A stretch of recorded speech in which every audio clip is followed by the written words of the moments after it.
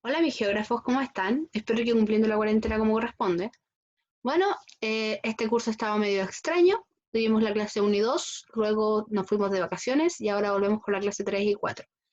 Mi intención es que con esto hagamos una actividad de investigación, cortita obviamente, no les voy a exigir más de la cuenta, pero que tratemos de tratar de ordenarnos un poco, porque sé que algunos no sabían que estaban en este ramo, hasta principios de abril más o menos, justo antes que nos fuéramos de vacaciones salieron las nóminas, entonces algunos no entregaron los trabajos, cosas así. Así que les voy a pedir que todos aquellos que no entregaron la actividad anterior me la envíen durante la semana para que no les choque con esta más que nada, no quiero que se sobreexijan. Y además también me va a dar a mí la percepción de qué contenidos y qué palabras o qué conceptos son los que hemos trabajado y que pueden parecerles medio complejos y necesito saber si los manejan o no porque vamos a seguir avanzando con ellos. Entonces, más que nada es para ver dónde estamos parados.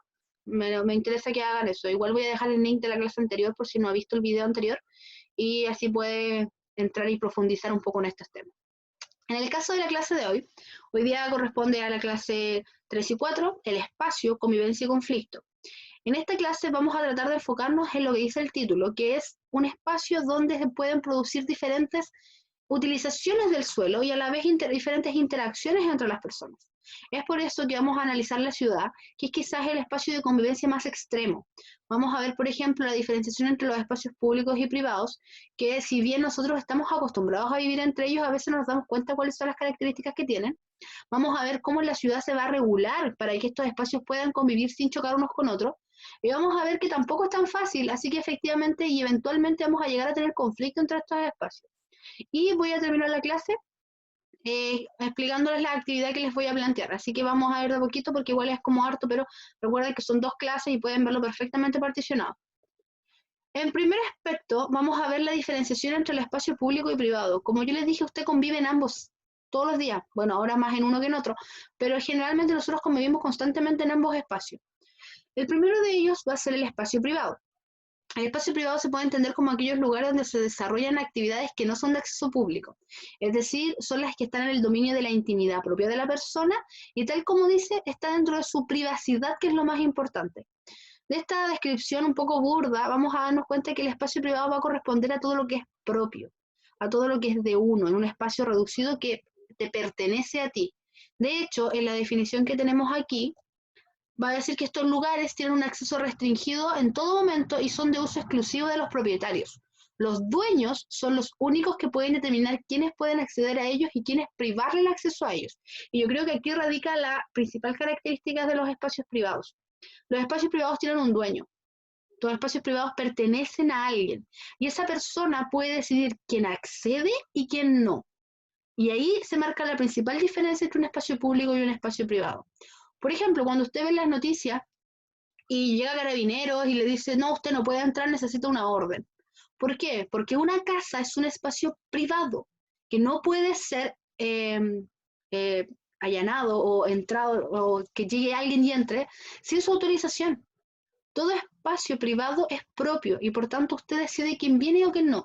De hecho, usted puede decir que alguien no entra a su casa y no puede entrar a su casa. Obviamente usted me dice, pero profesora, ¿y cómo los ladrones? Bueno, esos son en casos extremos de rompimiento de la ley, pero si nosotros nos vamos directamente a lo que se define como privado en Chile, implica que usted tiene control sobre ese espacio y por tanto no puede ser vulnerado por otras personas.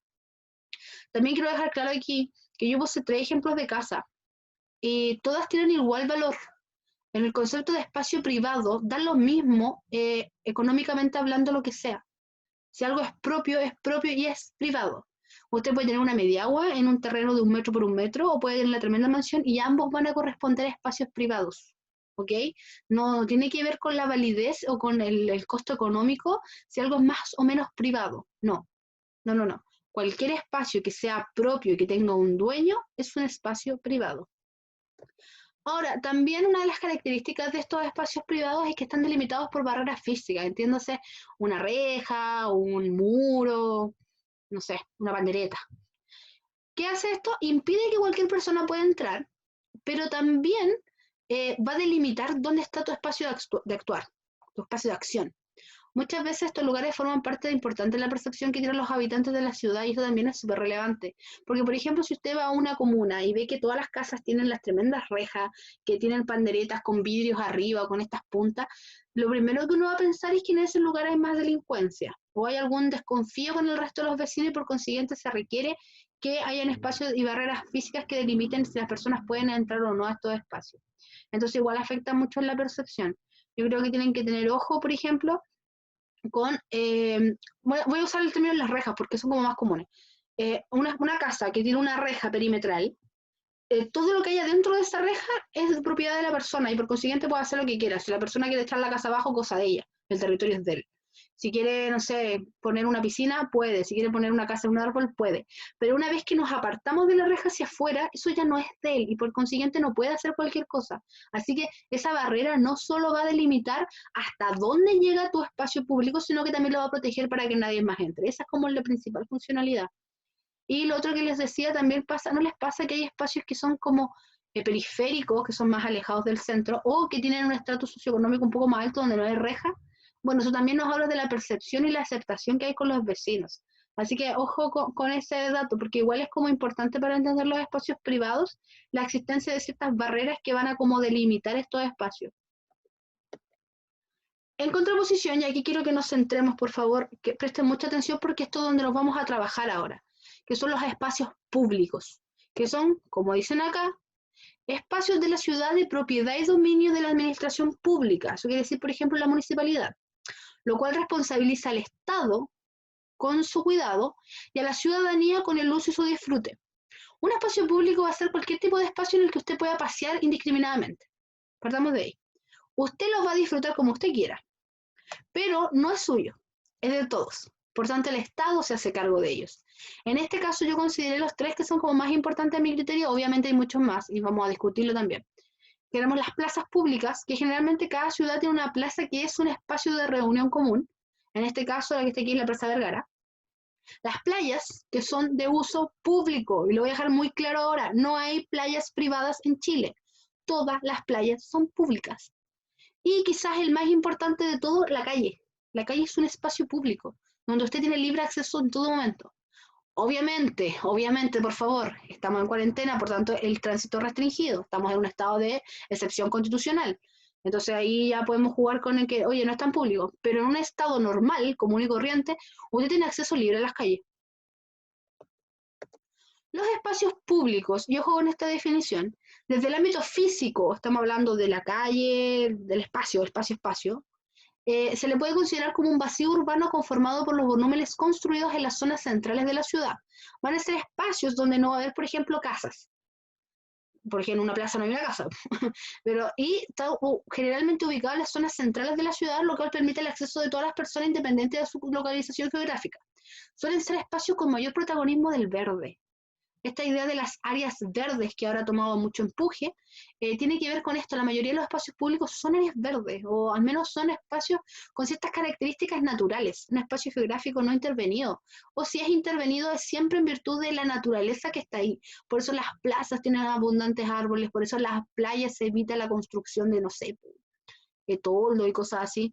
Bueno, la playa del deporte es caso aparte, pero en realidad el sector de arena y mar no tiene como mayor intervención humana. Y están tradicionalmente, o a veces hay como esculturas artísticas, monumentos y cosas que vayan recordando a la ciudadanía y dándole este sentido de pertenencia y unidad. O sea, la Plaza Sotomayor, tú veías Arturo Prat y es para todos común eso.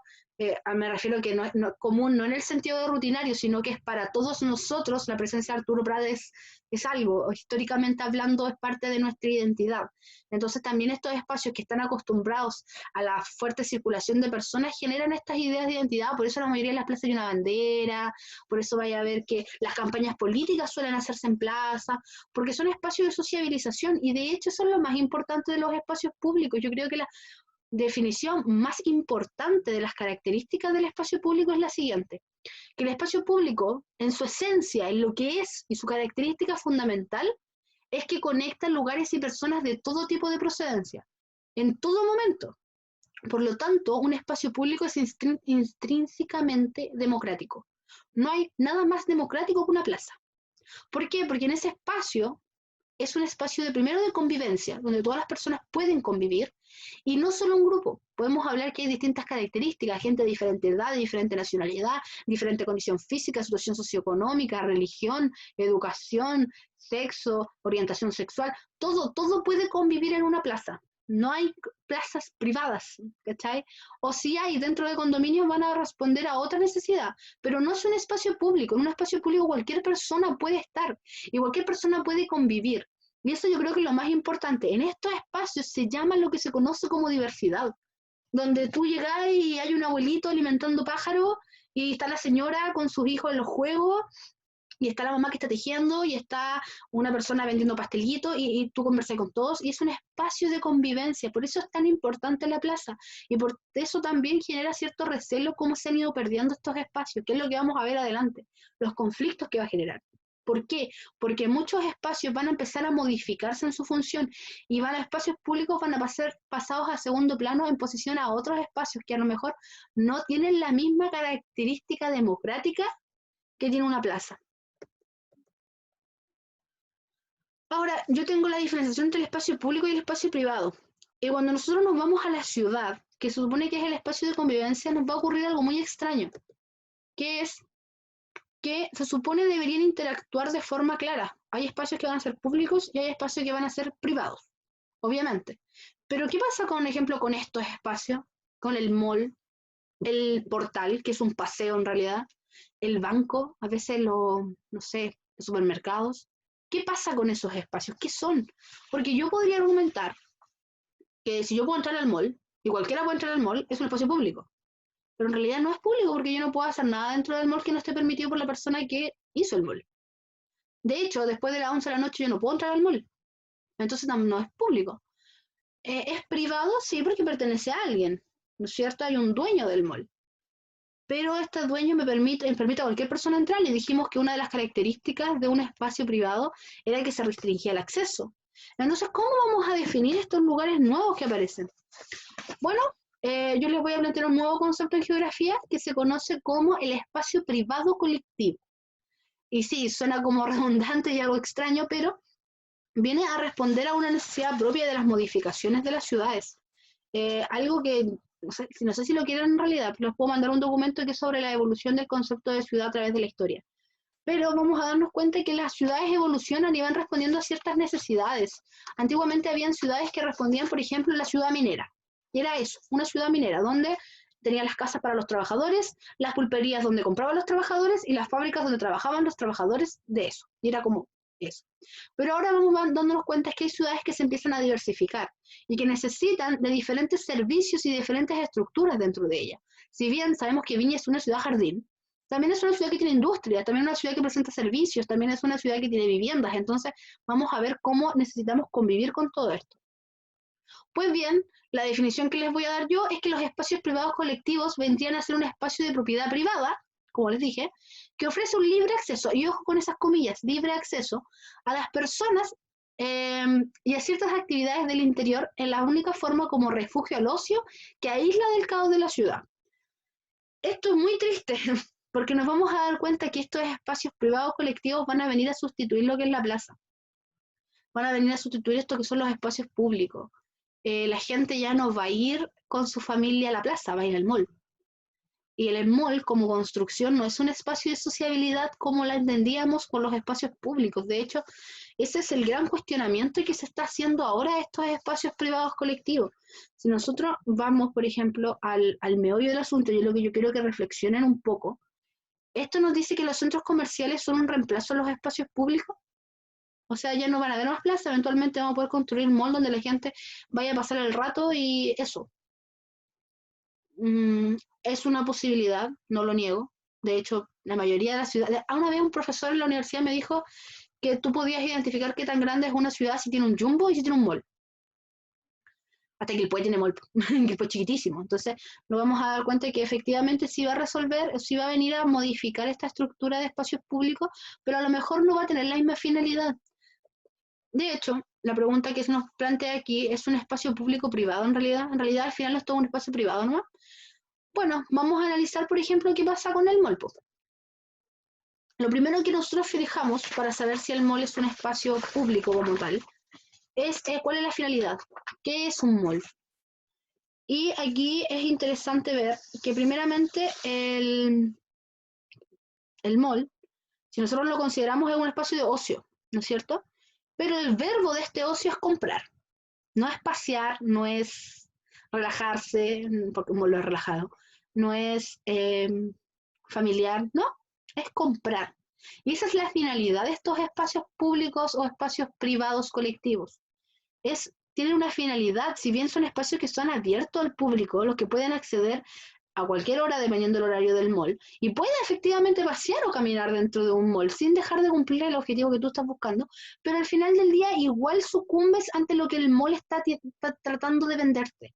Puede ser que tú no compres nada, pero los escaparates, las vitrinas y todo lo que conforma la fachada del mall sigue mandándote mensajes de mercadotecnia. A lo mejor tú no vas al mall a comprar, pero vaya a volver a la casa y decir, oye, ¿cachate que estaba en oferta eso? ¿Por qué? Porque la finalidad que presenta el mall es esa. Y por consiguiente no te da otra. Tú no puedes ir al mall a descansar con tu pololo viendo el mar. No podís, porque el mall no cumple esa finalidad. De hecho, si tú analizáis el interior del mall, es un bombardeo constante de información. La idea del mall, si bien la gente no toda puede comprar, y mucha gente va solo a vitrinear, vuelve con mucha información sobre las compras y las ventas.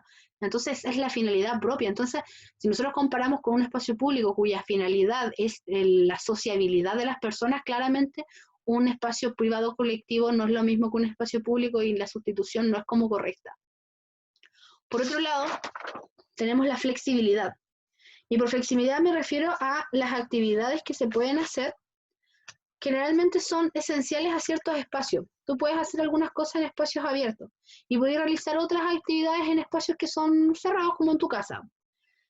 Si nosotros asumimos que una persona puede hacer lo que quiera en un espacio público, en un mall no lo va a poder hacer.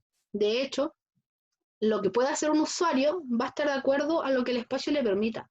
Por tanto, tampoco te da una flexibilidad de acción el mall. Así que tampoco podríamos considerarlo como un espacio público. Por otro lado, la creatividad. Y aquí me quiero detener un poco, porque la creatividad dentro del mall es limitada. Si usted, por ejemplo, va a la plaza, usted puede hacer un picnic, usted puede jugar a la pelota, usted puede hacer ejercicio, usted puede pololear, puede mojarse en la fuente, puede trotar, puede recostarse en el pasto, puede mirar los pájaros, puede trepar el árbol, puede conversar con los vecinos, puede hacer infinidades de cosas. En cambio, en el mall, usted puede descansar solo en los lugares asignados para descansar, donde está la silla. Usted puede comer solo en el espacio de comida. Usted puede caminar, sí, pero en los pasillos. Usted puede hacer diferentes cosas. Por ejemplo, hay algunos malls que tienen como exposición artística, ya, pero es eso en un espacio. Porque el mall es bastante reductivo. El mall, como le digo, tiene las áreas que están con una funcionalidad definida y tú no puedes modificarla. Tú no podés llegar al patio de comida y tomar sol arriba de la mesa, no, no corresponde. Entonces, claramente ahí también se está perdiendo una de las características que tienen los espacios públicos. Y finalmente, quizás la que me duele más a mí es el espacio de convivencia. Una de las gracias de los espacios públicos es que uno socializa con diferentes tipos de personas, las conozcas o no. Mientras que el mall no viene al espacio de conocer gente. Tú vas al mall con gente que conoces y interactúas con la gente que conoces. Si en el mall encontré a alguien que conoces, puedes dialogar con él, pero en general tú no conversas con gente que no conoces. Más allá de saludar al guardia, algunas personas lo hacen, tú no vas por ahí diciéndole, buenos días a todo el mundo en el mall, o oye, qué lindo tu vestido, a todo momento, o no sé, tratando de como sociabilizar con las personas en el mall. Más allá de pedir a alguien que se corra porque está caminando muy lento, tú no sociabilizas en mayor medida en el mall, entonces sí pierde ese espacio de convivencia propio de los espacios públicos. Entonces, yo lo que me cuestiono aquí es que si esta modificación del espacio público por un espacio privado colectivo en general es algo bueno para nosotros o solo estamos incentivando un sistema de compra, por ejemplo, o si solo estamos ocupando el espacio dando la ilusión de que es público, cuando en realidad claramente responde a una funcionalidad propia. Y lo que es peor, nosotros solo lo pensamos así como bien fríamente, el mall no es para todo.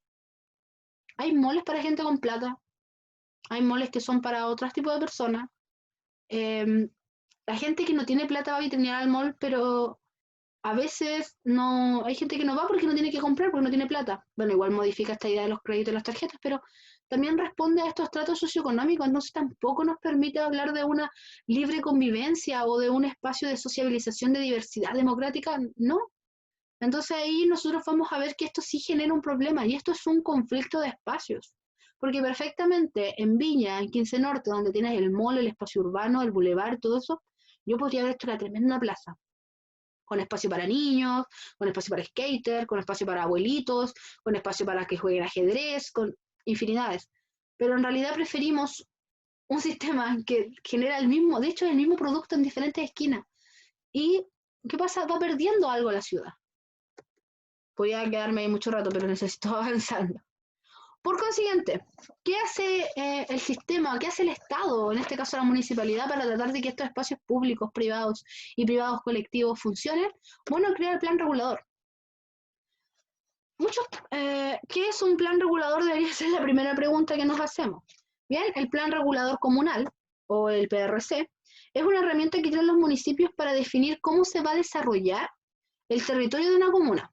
En palabras simples, como dice aquí, va a regular qué se puede construir, dónde y para qué usos. Asimismo, también define otras cosas, por ejemplo, la cantidad de personas por hectárea, el uso de las calles, cuánto porcentaje de áreas verdes vamos a tener entre varios temas, para dónde van a ir las calles, van a ser 2 vías, vamos a agrandar la avenida, todo eso lo va a ver el plan regulador. De hecho, antiguamente no existían planes reguladores, es algo relativamente nuevo, y te darás cuenta que va a generar conflictos, porque si alguien quería construir algo, tenía que seguirse por la Ley General de Urbanismo y Construcciones, la LGUC, que en realidad era como súper simplista, entonces era muy básica, entonces cualquier persona podía proponer algún tipo de edificación que rompiera con la idea de la ciudad como tal, entonces igual es complicado.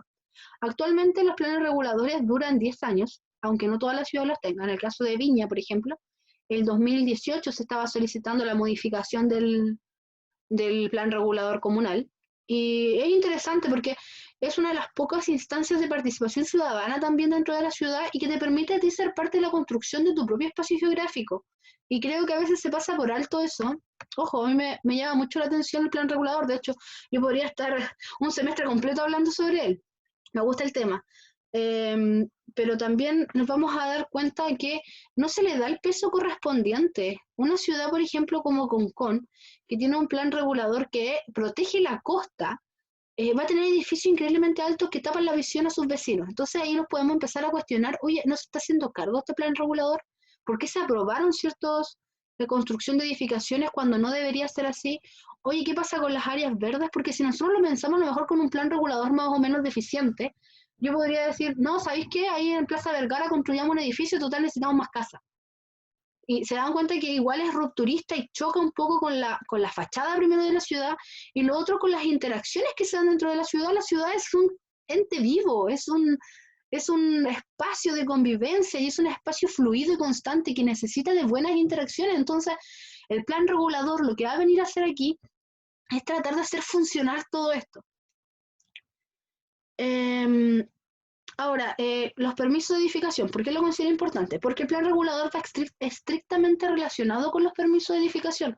Si alguna empresa quiere poner algún edificio, o quiere construir una plaza, o quiere construir un museo, o quiere construir cualquier cosa, lo que quiera, necesita obligatoriamente revisar el plan regulador. ¿Por qué? Porque el plan regulador tiene un carácter legal, es una ley, en palabras así como subentendiéndolo, por supuesto. Lo que significa que cualquier obra que se quiera construir en la comuna tiene que cumplir con las normas establecidas en el plan regulador comunal. La Dirección de Obras Públicas, que es la encargada de estas obras, que toda comuna tiene una por si acaso, es una Dirección de Obras Públicas comunal, es la encargada de evaluar los anteproyectos y los permisos de edificación que se presenten en el municipio. Si cumplen con todas las normas que plantea el plan regulador, el municipio no puede negarse. Eso es súper importante. No puede negarse ni a recibir la propuesta, ni tampoco negarse a dar el permiso municipal para construir. Por ejemplo, si el plan regulador dice que solo puede construirse edificios con un máximo de 4 pisos, y yo estoy tratando de poner un edificio de 15 pisos, la municipalidad no lo va a aceptar. y listo, porque el plan regulador no me lo permite. Pero si yo decido hacer 4 edificios de 4 pisos y el plan regulador me permite construir edificios de 4 pisos, la municipalidad no puede negarse a darme el permiso municipal para construirlo.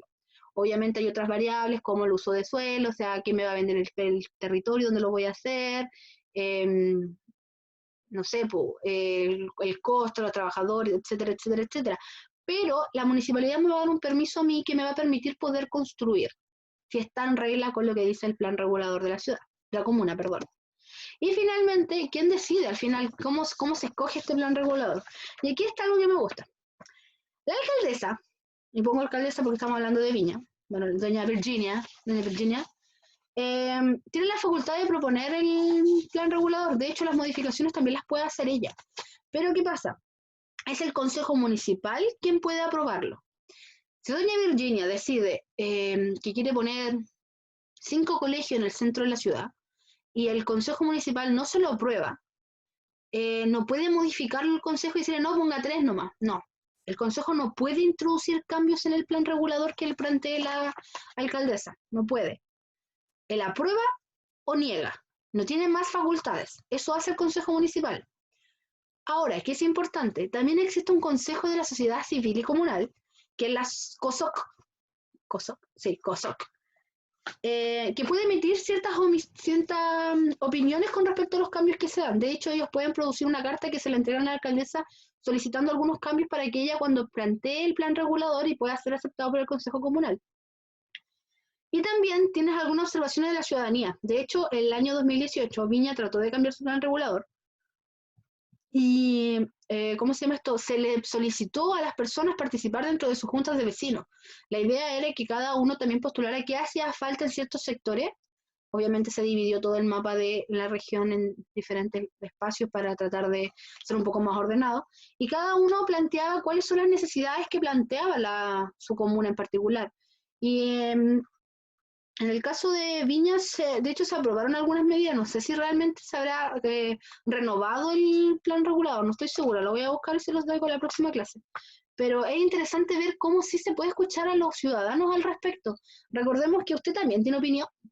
Yo siempre les digo, a lo mejor hay otras formas de participar en el juego político.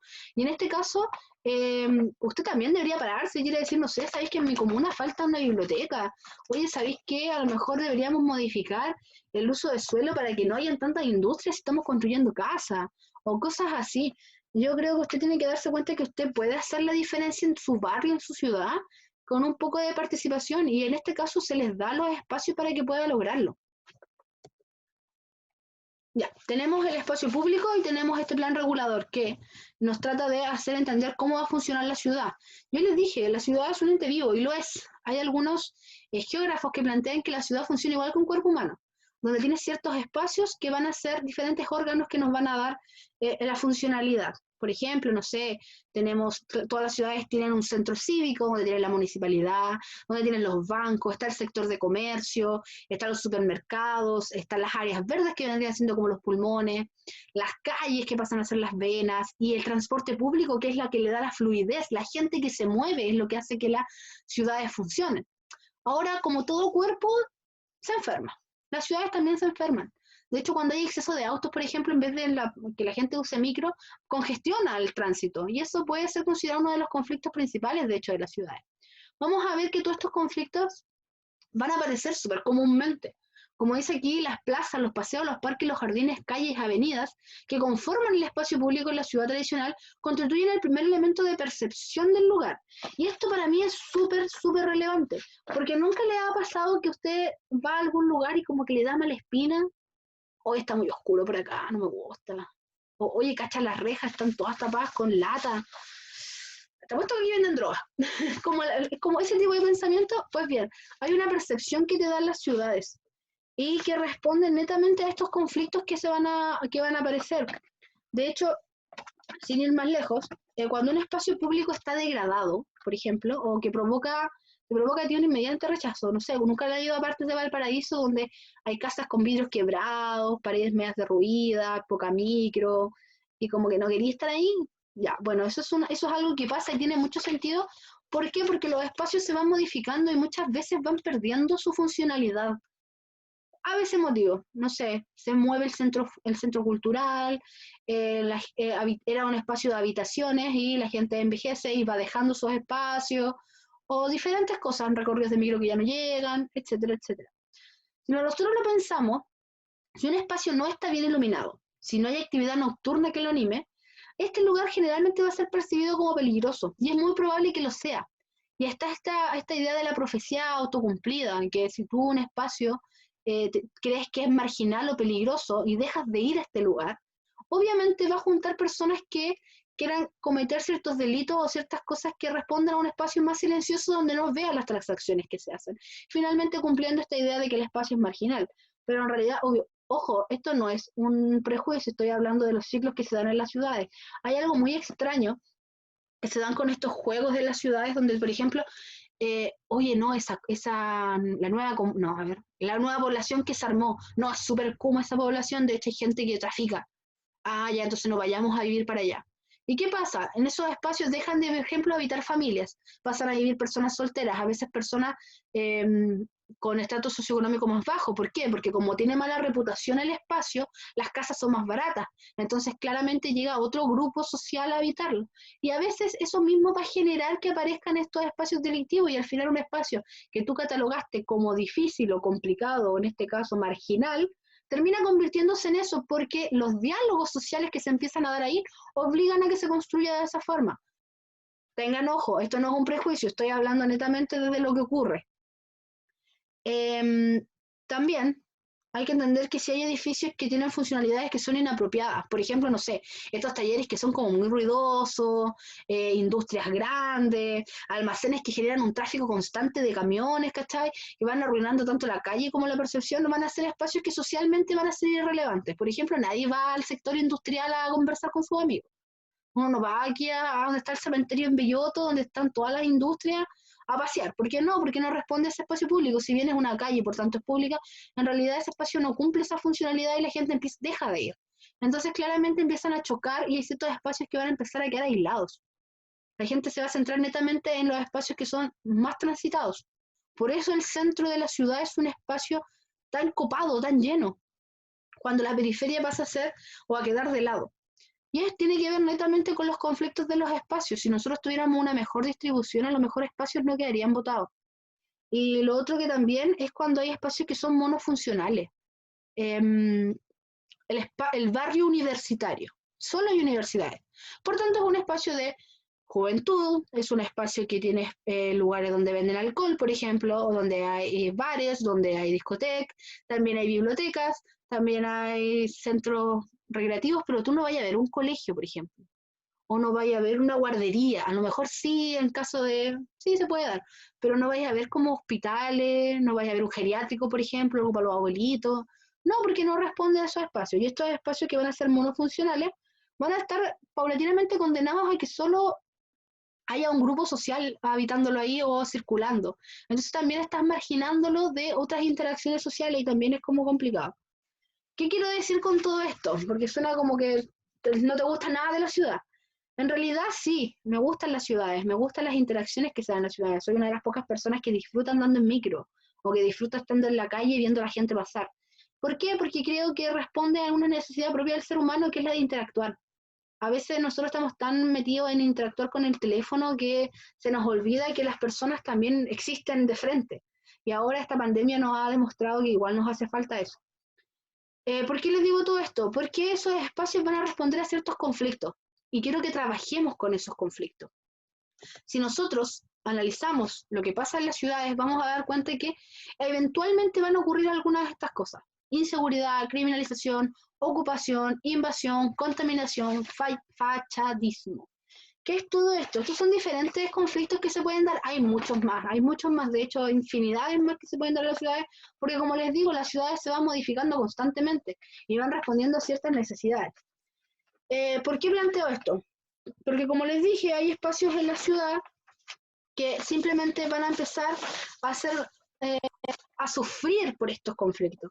De hecho, sin ir más lejos, el deterioro generalizado de algunos espacios, no sé, pues que haya novio en las calles, que no haya iluminación eléctrica, que falten señalizaciones para los autos y ese tipo de cosas, va a acentuar esta tendencia a que son espacios inseguros.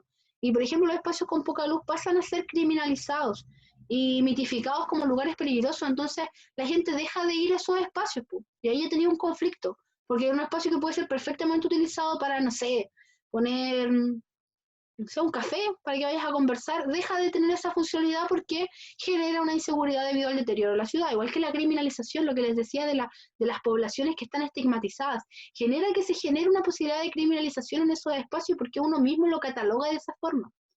Por otro lado, la ocupación. Esto es un fenómeno que yo no justifico, pero tampoco le veo el grado tan bueno, voy a explicarlo primero.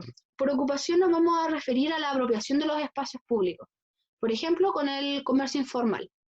Yo obviamente dentro del concepto de la geografía como tal, la ocupación, y en este caso el comercio informal o el comercio ambulante, como se conoce, es un conflicto y algo que no debería ocurrir. Obviamente yo entiendo que responde a una necesidad propia social por un Estado que no se hace cargo de ciertas cosas o por algunas otras problemas socioeconómicos que plantea la gente. Pero para fines prácticos, en este caso, va a ser considerado como un conflicto. Por ejemplo, que usted vaya por Avenida Valparaíso y que las veredas estén llenas de gente vendiendo.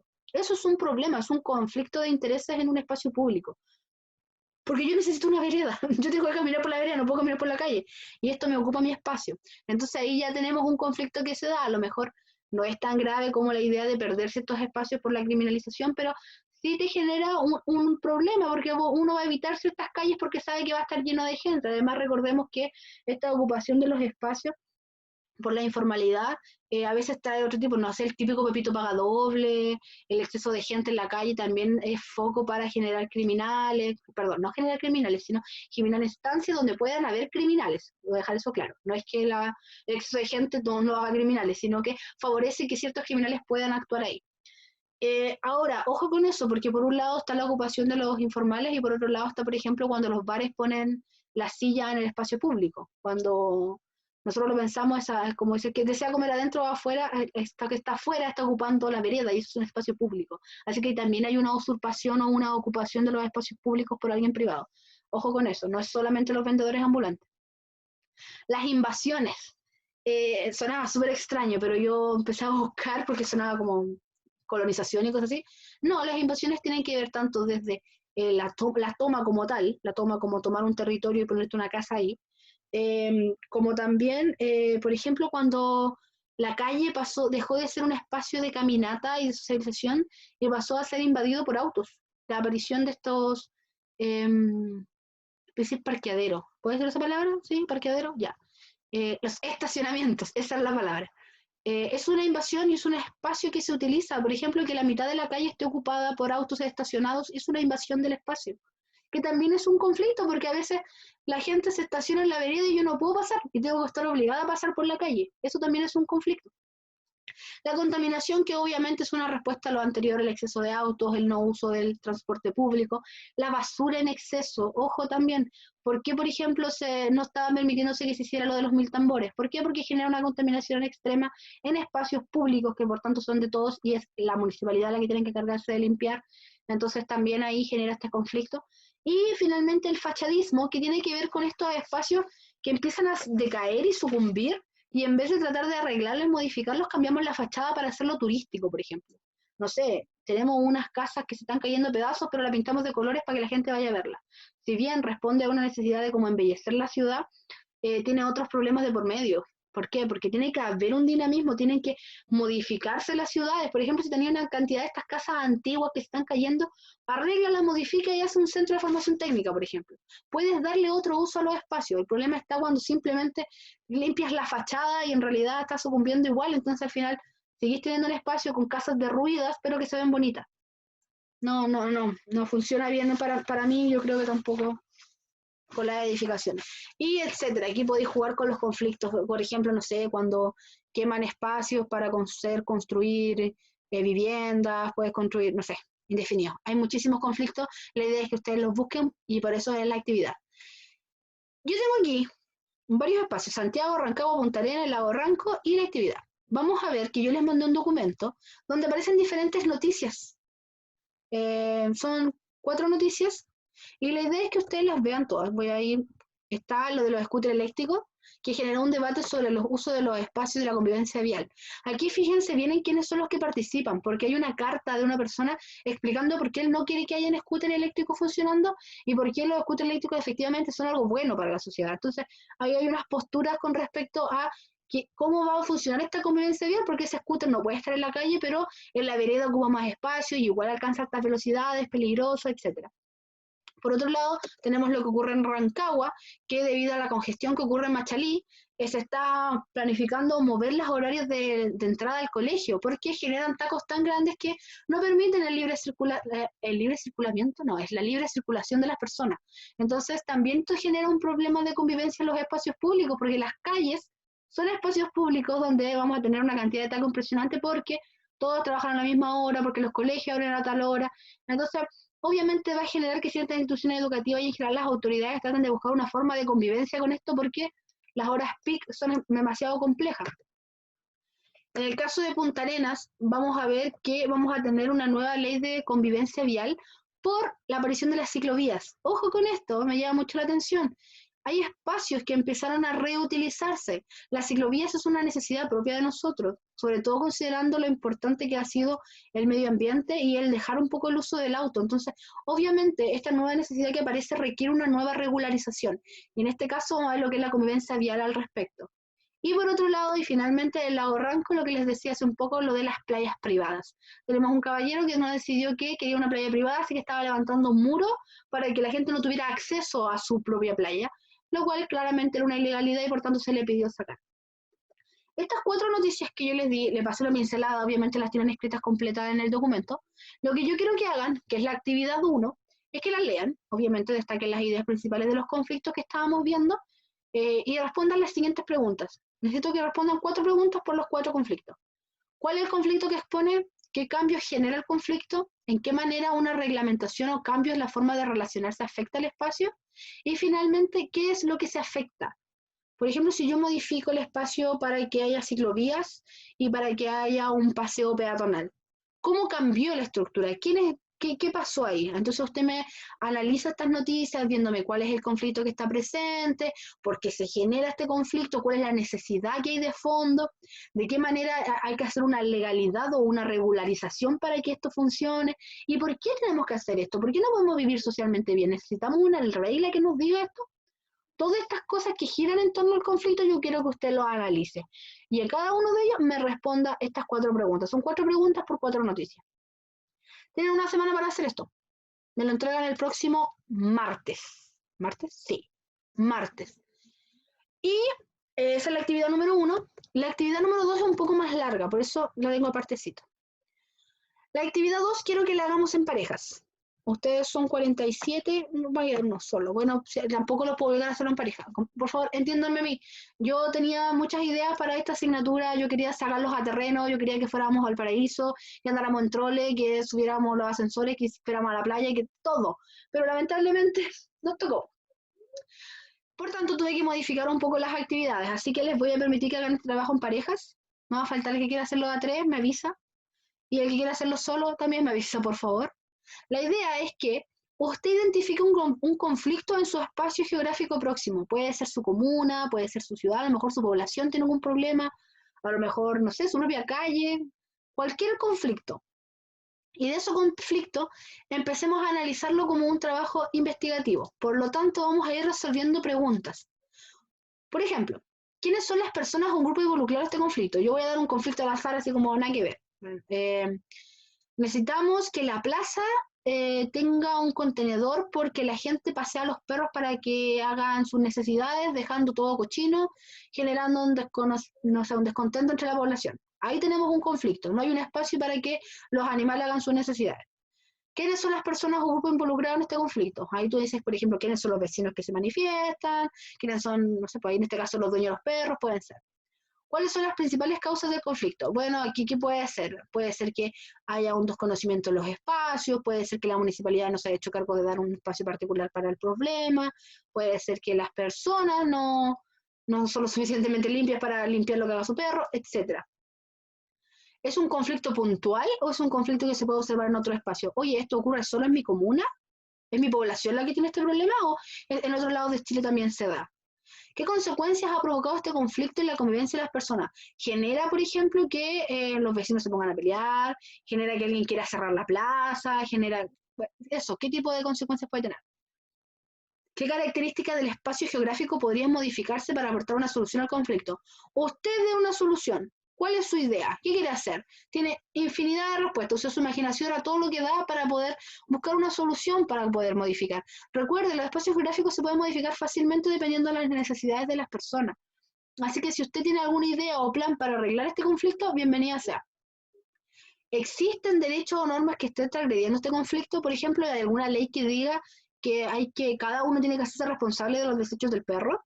¿Hay alguna ley que diga que efectivamente las plazas y espacios públicos van a tener una funcionalidad de, no sé, baño para los perros?